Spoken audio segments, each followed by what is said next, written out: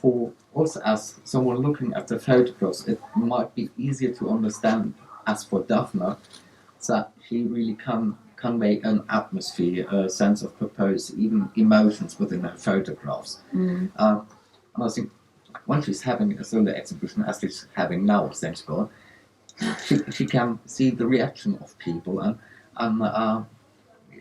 You remember we've been talking about it quite a lot, a narrative and photography.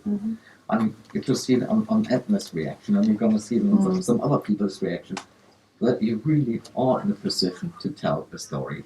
The story the other people understand might not necessarily be yours, but it's based on your photographs. This is the first MRI. Yes. This is the last one. Yeah. No, this is the last treatment of the kidney. Yeah. This one I can look at. Yeah.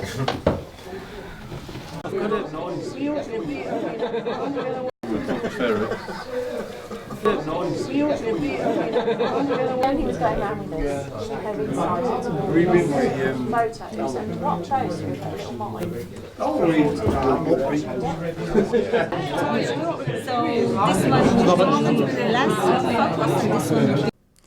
A memory. 20 minutes after my man collapsed into my arms, looking at me with a horrified look, without the ability to speak, suffocating, my silent pleas had no avail. Hang on, I still have much strength in me. 20 minutes of waiting until the ambulance team arrived. They moved the empty shell of his body and placed it on the living room carpet and started the resuscitation, which I knew was futile, and me at his legs, massaging his swollen feet. I'm already in the next phase, understanding lucidly that for the past 20 minutes I am now existing in a different reality.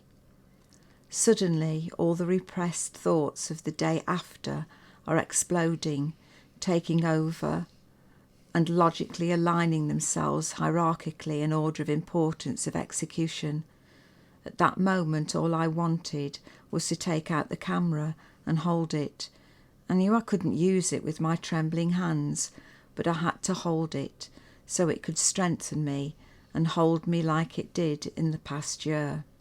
In the examination rooms, the x-rays, the endless waiting, the chemotherapy, the long hours of gawking, meandering the streets, not taking any photos, just walking restlessly, with restlessness that couldn't find any refuge anywhere.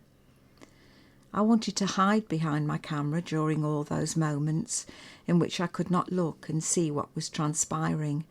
I only peeked through it, as though I was not really connected to what I was observing. I wanted it to hold me, to wrap a tether around the palm of my hand, as if to transfer to me the strength to cope. I'm only the photographer. I wanted her to be with me. I wanted that somebody really be with me. I knew that if I went and held the camera in that moment, everyone would think I'd completely and utterly lost my mind. That is why my thoughts and gaze fluttered over the reality in which there is a body lying on the carpet and the vision of me opening the cupboard where the camera is laid, waiting, beckoning to me. Even by just doing that, it managed to take my mind off the harsh reality that was brutally thrust on me, an ominous and absolutely illogical reality. We were married for 18 years and going steady for 4 years before that. Later, he had confessed that he fell head over heels for me already during our high school years. Countless years together, collecting experiences, growing up, growing older and changing, raising 5 children, for better or worse. When we got married, he asked me where I wanted us to build our home. I replied to him, "The place doesn't matter as long as your warm and big heart is with me." Ironically, the aggressive cancer struck him at the place most dear to me, the cavity of his chest. Very few pictures were taken during the illness. Every day my camera accompanied me and most times was not taken out of the bag. At certain moments when I needed protection and support, I just held it in my hands, even if not taking a photograph.